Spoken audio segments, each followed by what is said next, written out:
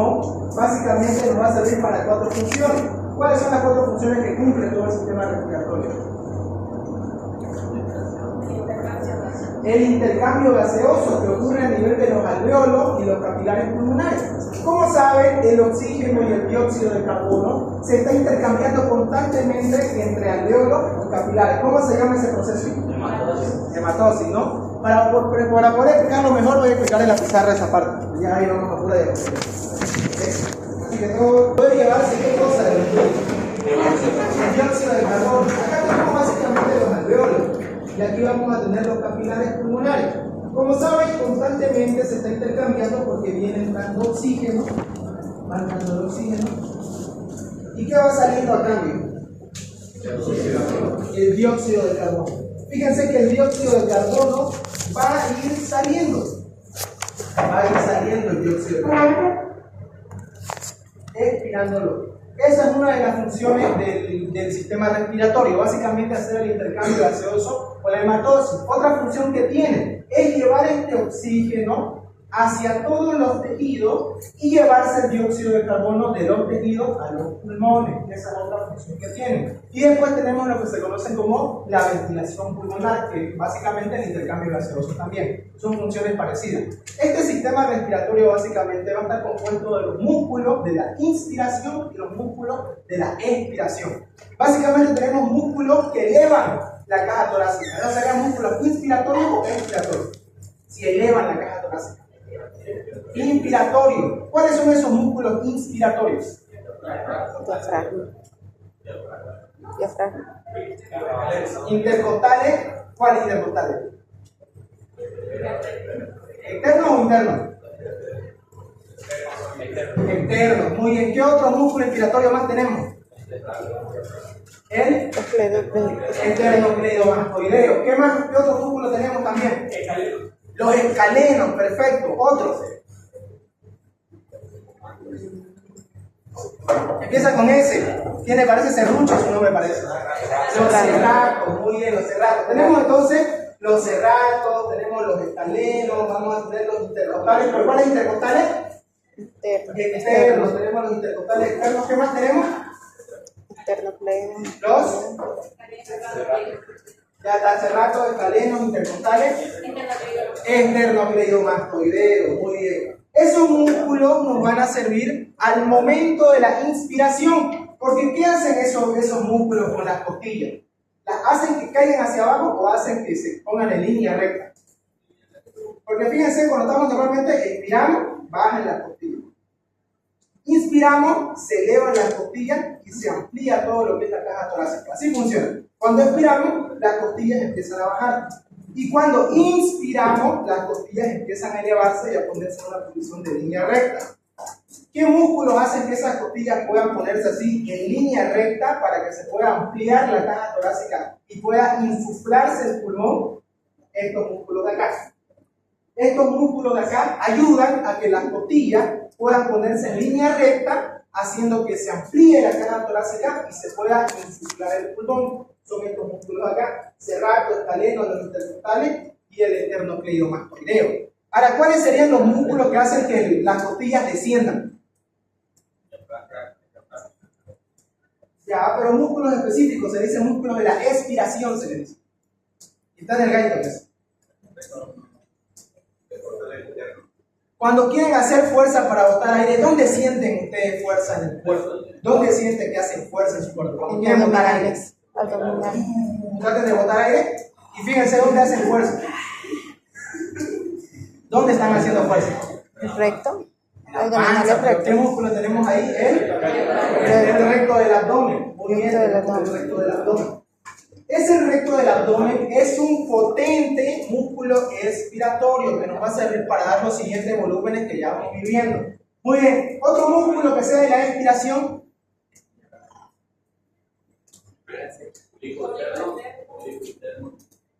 Más específicamente, y lo que menciona el Guyton, los intercostales, pero no los externos. Intercostales internos.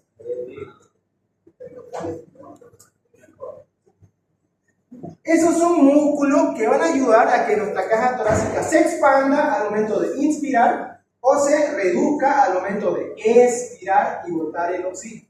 ¿Okay? Entonces, para que pueda suceder este intercambio gaseoso, ¿qué tiene que haber para que pueda suceder ese intercambio gaseoso? ¿Qué tiene que haber a nivel pulmonar? Porque recuérdense que en el cuerpo humano, así como en el corazón, ¿qué es lo que hace que una válvula y que la sangre caiga en el corazón? ¿Qué es lo que hace que una válvula se abra o se cierre? Los cambios de presiones. Los cambios de presiones son los que hacen que los líquidos, como sea la sangre, puedan moverse de auricular al ventrículo. ¿Y qué hace que el aire pueda entrar y salir del cuerpo? Igual, la presión también. También los cambios de presiones. Los cambios de presiones también favorecen este intercambio, básicamente. Un líquido va a ir a un lugar de mayor presión a menor presión, ¿cierto o falso? Sí. Va a ir de mayor A menor. concentración, escuchen, va a ir de mayor concentración a un lugar de menor concentración, ¿verdadero o falso? Piensen. No. Cualquier líquido va a ir de un lugar de mayor concentración a un lugar de menor concentración o viceversa. A viceversa. ¿Va a ir de mayor a menor o de menor a mayor? De menor a mayor. De menor a mayor. Piensen, normalmente, fisiológicamente. De menor a mayor. Exacto, fíjense aquí, vamos a poner un ejemplo para que me entiendan. Este es un espacio A, este es un espacio B. En el espacio hay un montón de solutos. Se abre una pequeña abertura en el espacio B y aquí apenas hay uno. ¿A dónde van a tender a ir los solutos? ¿Del A al B o del B al A? De A a B. Entonces ven, de un lugar de concentración a un lugar de menor concentración. Ahora, el transporte de menor concentración a mayor concentración, eso ya es el transporte activo a través de la bomba TPASA, eso no es. ¿Okay? Normalmente, básicamente, cualquier sustancia va a ir de un lugar de mayor presión a un lugar de menor presión o menor concentración, como quieran decir. Ahora, otro ejemplo, ya no vamos a usar solutos, vamos a usar gases ahora, porque eso es lo que hablamos en el sistema respiratorio. Un ejemplo muy fácil y muy sencillo. Tenemos una garrafa lleninga de gas. Lleninga de gas está la garrafa. Y luego tenemos el exterior, que es la atmósfera. ¿Dónde va a haber más presión de gas? ¿En la garrafa o en la atmósfera? En la garrafa. Entonces, si yo agarro y abro un hueco en la garrafa, ¿a dónde va a tender a salir el gas? Afuera. A la atmósfera. ¿Por qué es la atmósfera? Por presión. Tiene mucha presión. Porque hay Mucha presión. Porque hay menos presión ahí. Siempre cualquier gas, cualquier soluto, siempre va de un lugar de mayor presión a un lugar donde haya menos presión. ¿Con qué fin va a hacer? ¿Con qué fin? Con el fin de equilibrar e igualar. Igualar presiones, igualar concentraciones, da lo mismo. Siempre es así. Un ejemplo muy sencillo, como les dije, una garrafa. Una garrafa tiene una presión intensa, es muy positiva su presión de la garrafa. ¿Y en la atmósfera habrá presión de gas? De este gas me refiero, de este gas. No me refiero a nitrógeno, etcétera, digamos, oxígeno.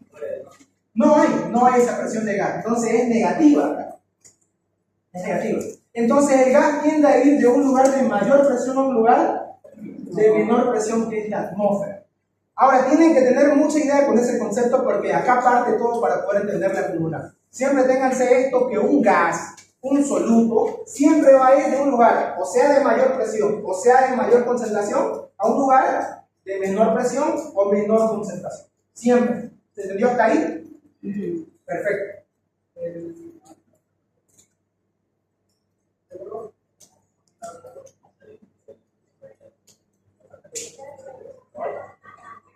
¿Una hojita me presta? Por favor. Una hojita. Ya.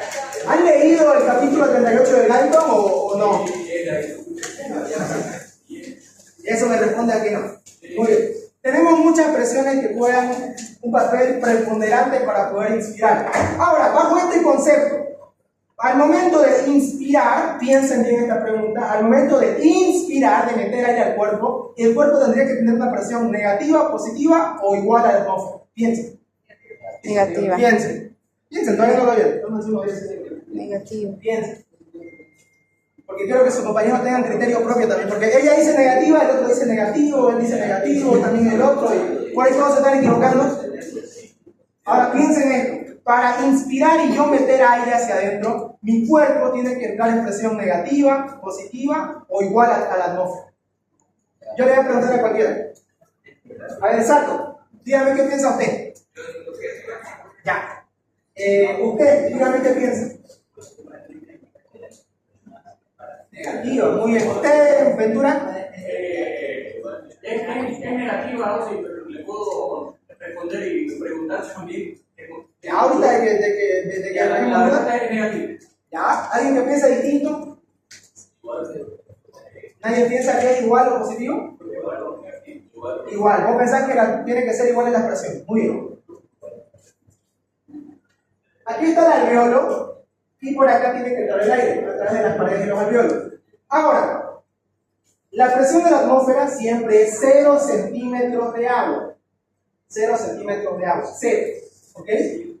Para poder inspirar, la presión tendría que hacerse negativa dentro del alveolo, porque recuerden que el aire va a tender a ir a un lugar de mayor o menor presión.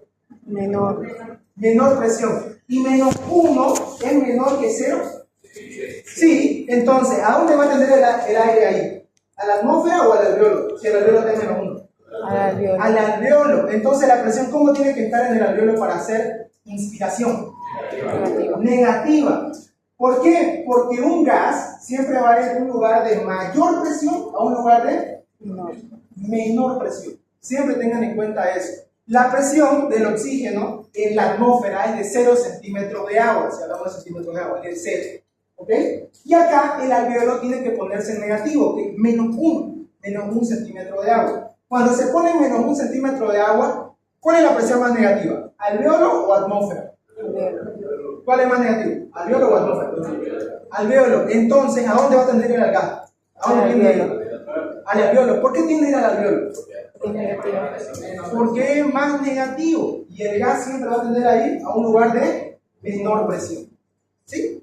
Sí, le quería preguntar algo. Lo que pasa es que el Gaito, estoy comparando con otros libros, menciona que hay dos presiones negativas. Una es la del alveolo, que no me acuerdo de -1, -2, y la otra es la pleura. Sí. La pleura tiene una presión. Y dice que los dos hacen la presión transpulmonar. Exacto. Entonces, mi pregunta iba más allá, digamos, si nos puede explicar esa presión Transpulmonar, perfecto. Vamos a ir a eso, pero poco a poco estamos por presión alveolar. Esta presión alveolar es muy importante y sirve demasiado para que podamos nosotros inspirar. Ahora le hago otra pregunta. Para que nosotros podamos expirar, botar aire, ¿cómo tendría que estar la presión en el alveolo? Porque no podemos cambiar la presión de la atmósfera. ¿Cómo tendría que estar la presión del alveolo? ¿Igual o positiva? Positiva. ¿Por qué no puede ser igual? Porque se mantendría. Porque si es igual, ya va a haber paridad, entonces el gas se va a quedar lo mismo que si es negativo. Entonces, ¿cómo tiene que estar la presión en el alveolo? Positiva. Positivo. Si está aquí en +1 y la atmósfera siempre es 0, ¿dónde está la presión más negativa? En 0. En la atmósfera. Entonces, ¿a dónde va a tender a ir el gas? Afuera. A la atmósfera. Y ese es el proceso de la expiración. De la expiración. Así funciona básicamente. Esto es lo que conocemos nosotros como presión alveolar. Esto es lo que conocemos como presión alveolar. Y es muy importante que haya esta presión. Este cambio de presiones permite que el alveolo se insufle como un globito y luego pueda botar su aire, o sea que se colapsa.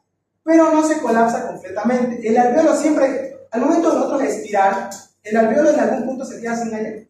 No. No se queda totalmente sin aire. Ya vamos a ver por qué. No se queda totalmente sin aire. Porque ¿qué pasaría con el alveolo si se queda totalmente sin aire? ¿Qué pasa con su pared? Se pega. Se colapsa. ¿Y qué tiende a hacer ese alveolo? Es como un globo, ¿no ves? Cuando un globo ustedes sin aire succiona, hacia adentro, fíjense que se apretan sus paredes del globo, ¿no? Se apretan sus paredes. Un ejemplo, ¿alguien tiene un guante? ¿Extra? Que esté limpio, por favor. Perfecto. Fíjense que así se insufla. Y básicamente si se quedara sin aire, es lo mismo que básicamente se llegan a pegar las paredes. Se pegarían las paredes de esta forma. Se llegarían a pegar. ¿Y sería bueno que se peguen las paredes del alveolo? No. No, porque una vez se quedan pegadas, no se vuelven a despegar y sucede lo que son los colapsos alveolares. ¿Qué líquido tenemos en el cuerpo que evite ese colapso? Surfactante. ¿Surfactante producida por quién? Los neumocitos tipo 2. Muy bien, parece que están muy hachas en ese tema. Muy bien. Entonces, esta surfactante, ¿qué evita? Esta surfactante. Evita que se El colapse colapso de los alveolos. alveolos, evita el colapso de los alveolos. Muy bien. ¿Cuál es el componente que lleva esta surfactante? Perfecto, pensé que lo iba a pillar a mi grupo el año pasado, no sabía eso. Ya sabes, ¿qué más tiene? Apoproteína. ¿Qué más?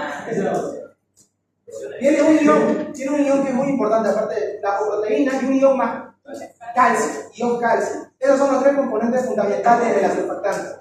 Dipalmitoilfosfatidilcolina, iones calcio y apoproteína. Apoproteína son los componentes principales que tenemos que tener dentro de la surfactante. Ahora, ¿qué hace esa surfactante? Rompe la tensión superficial del agua. Básicamente, el alveolo, como saben, está nadando en un medio líquido. Está nadando en un medio líquido el alveolo. Y tenemos la surfactante, que, pongámoslo así, que es como un líquido que rodea las paredes de los alveolos, que evita que se colapse. ¿Okay? El agua, normalmente, como ustedes saben, el agua tiene una tensión superficial que hace básicamente que quiera colapsar el alveolo. ¿Qué es lo que pasa cuando ustedes, con un submarino, por ejemplo, bajan y descienden más y más en el océano? ¿Qué pasa qué hace el agua? Cuando un submarino desciende y desciende y desciende bajo el océano. La presión aumenta. ¿Y qué pasa con el submarino? Implosiona, ¿no? Pero implosiona ahí, todas sus paredes se colapsan, se pegan. Eso es lo que trata de hacer básicamente el agua acá. Eso es lo que trata de hacer el agua básicamente. El agua trata de colapsar o hacer lo mismo que hace el océano con el submarino. El agua, el medio líquido en el que nada el alveolo, quiere colapsarlo. Quiere colapsar al alveolo. Y lo que hace la surfactante es evitar este colapso. ¿Ok? Es lo que hace evitar este colapso. Muy bien. Luego tenemos otra presión que se llama la presión pleural. ¿En dónde está la presión pleural? Ya, pero ¿entre qué? Ese espacio pleural, ¿entre qué estructura está? Pleura y pleura parietal. ¿Ves la pleura parietal? Muy bien, la que recubre y reviste las paredes del abdomen. ¿Y la pleura visceral? La que recubre el órgano en sí, ¿no? Básicamente hay un espacio entre esa pleura parietal y esa pleura visceral. Entre esa pleura parietal, pleura visceral, acá está el órgano, ¿no? Entre ese espacio va a haber una presión que también es negativa, ¿ok? La presión normal es de menos 5 centímetros de agua. Menos 5 centímetros de agua. ¿Ok? Y al momento de la inspiración se hace aún todavía más negativo. Se va a hacer hasta menos 7.5 centímetros de agua. Esa presión de menos 5 centímetros de agua logra que el pulmón se mantenga distendido. ¿Qué creen que pase si por algún motivo agarra a alguien y le mide el aceite y abre este espacio? ¿Qué pasa con esta presión negativa? ¿Se queda así en menos 5 centímetros de agua? No, se vuelve positiva. Esa presión negativa sale a la atmósfera y ya no es una presión de menos 5 centímetros de agua, va a ser una presión positiva. Y con esa presión positiva, ¿va a poder insuflarse el pulmón? No, eso es lo que pasa básicamente con los neumotórax a tensión, que vamos a ir viendo en la siguiente clase. Que básicamente, cuando hay una penetración con un arma cortopunzante, se pierde esta presión negativa. Y al perder esa presión negativa, ¿sucederá o no sucederá la inspiración? No. Si se pierde esta presión negativa, ¿podrá inspirar? ¿Por qué no puede inspirar? ¿Por qué no puede inspirar? Los músculos funcionan al pelo. ¿Por qué no puede inspirar? Si se pierde esa presión. Porque le entra igual. Porque como están igual las dos presiones, no pueden pasar. Exacto, porque como las dos presiones, tanto de la atmósfera es cero, y acá entre la presión pleural es cero, ¿va a pasar algún gas entre ambas presiones que son iguales? No. No, no pasa el gas. Siempre tiene que ser negativa acá la presión para que el gas pueda entrar al cuerpo humano. Tiene que ser negativa la presión. Si no es negativa, no logra pasar este gas. ¿Ok? ¿Se entendió hasta acá? Sí. Entonces, ¿cuánto es la presión alveolar? De inspiración. Menos 1, ¿qué? En cuanto a la expiración, más 1 centímetro de agua. La presión pleural, menos 5 es normalmente. Y en la inspiración, menos 7.5. Y en la expiración, vuelve otra vez a menos 5 centímetros de agua. ¿Por qué? Porque el pulmón se insufla y después tiene una fuerza elástica que permite que este vuelva a su tamaño normal. Se insufla y hay una fuerza elástica que permite. Ahora, cuando nosotros queremos sobreestirar, o sea, hacer una estiración forzada, ahí es donde actúan los músculos rectos del abdomen, los intercostales internos, que ayudan a que botemos y expulsemos el aire. ¿Okay? Entonces tenemos esas dos presiones. Ahora su compañero me estaba preguntando sobre la presión transpulmonar. Ahí hay un gráfico, no sé si se puede ver allá. ¿Alguien le presiona un botón en la computadora? ¿Se ve?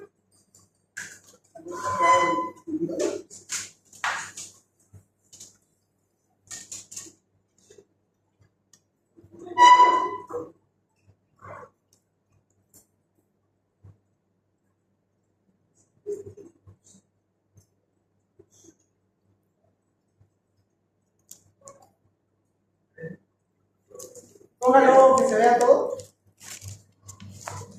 Pantalla completa.